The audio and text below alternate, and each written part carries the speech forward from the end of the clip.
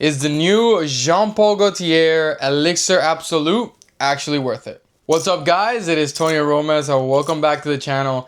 And today I really want to dive into the new Elixir Absolu by Jean-Paul Gaultier.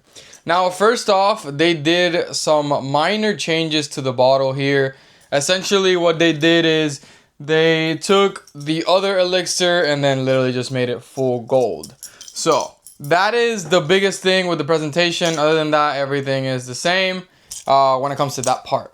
Now, I really just want to get into whether this is actually worth it or not. And the way that I'm going to do it is by first explaining my experience with Elixir Absolu and to kind of give you a good idea of what it actually smells like without just telling you the notes, because obviously you can go pull up the notes and then you can have an idea. But I really just want to get super descriptive when it comes to how this actually can make somebody feel and all the details that I gather from it. So what I'm going to do is I'm actually going to spray it in hand. I've already worn this for like, I think 3 or 4 days now by the time that I'm making this video. I've gotten a little bit of different opinions from different people. And so I kind of see where people are going to be at when it comes to, like, you know, is this going to be mass appealing? Is it going to be better than the Elixir? So let's get into it. Alrighty, so let's start with the opening. And this is the part of this fragrance that I really don't feel super happy with.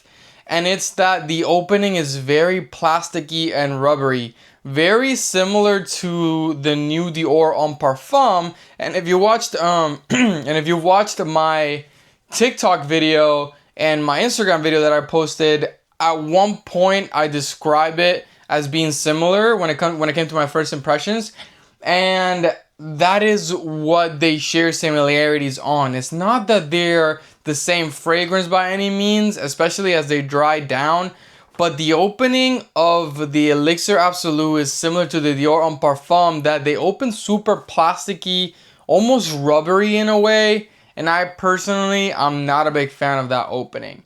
Now, as it starts to dry down, the fragrance turns a lot better. It starts to smell actually really nice.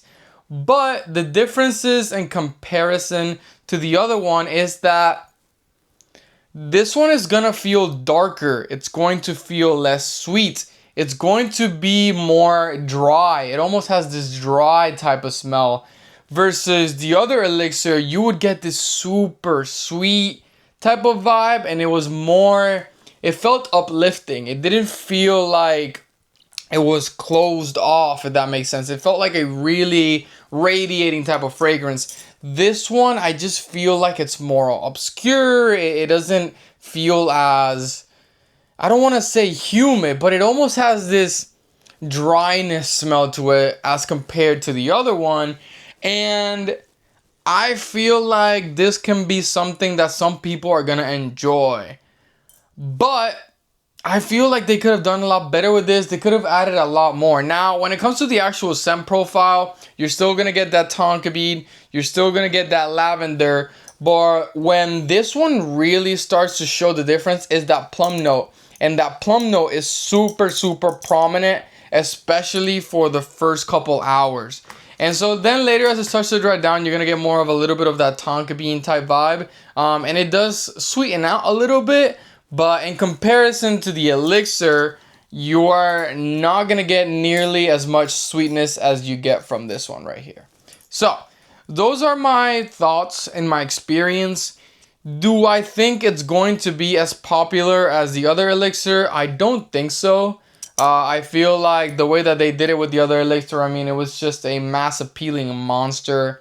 I don't really know if you could really do as good as they did there. I mean, I'm sure they could, but maybe not with the same DNA. Like, they might have to switch it up. Now, let's talk about if it's actually worth it for you to get it. This is what I'm going to say. This is not a bad fragrance by any means. You don't go and smell this and say, hey, this smells bad, because it truly does not smell bad. But what I will say is that if you have this already and you're extremely happy with the original elixir, then don't worry about getting this one. Honestly, at this point, it's almost Like, I would say they're 80% similar. And the only thing that changes is that this is heavy on the plum and it's not going to be as sweet. And it doesn't really project nearly as much. But honestly, it's kind of the same deal. Now, if you're a huge JPG collector and you really want to collect Jean Paul Gaultier fragrances, then of course it's cool to get it. I mean, the bottle is all gold. I don't know if that interests you. Maybe you want to get it because of that. But if you are somebody who also doesn't have any JPGs and you're brand new to this whole JPG line, then I would say this is a nice pickup. It's still a decent fragrance. It still smells pretty good. But I just don't know if for somebody who already has all the other JPGs, especially if you have JPG Le Parfum and JPG Elixir, it's probably redundant to get this one as well. It's almost that same vibe. So I don't know. I would say don't use your money on it.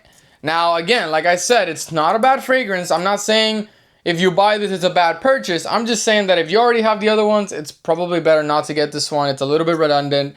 And then the only other thing is, again, like I said, if you want to really collect the JPGs, then of course, having this in your collection is going to be pretty cool. So those are my final thoughts on the JPG Absolu Elixir. Let me know what you think in the comments. If you've tried it, let me know if you liked it. If you didn't like it, if you're still excited to try it, let me know down in the comments. If you really like these types of videos, make sure you drop a like, comment, and then consider subscribing to my channel. It really does mean a lot. It helps me out a lot. Thank you so much for all the support. Thanks for watching, and make sure to follow Tony Aromas for more.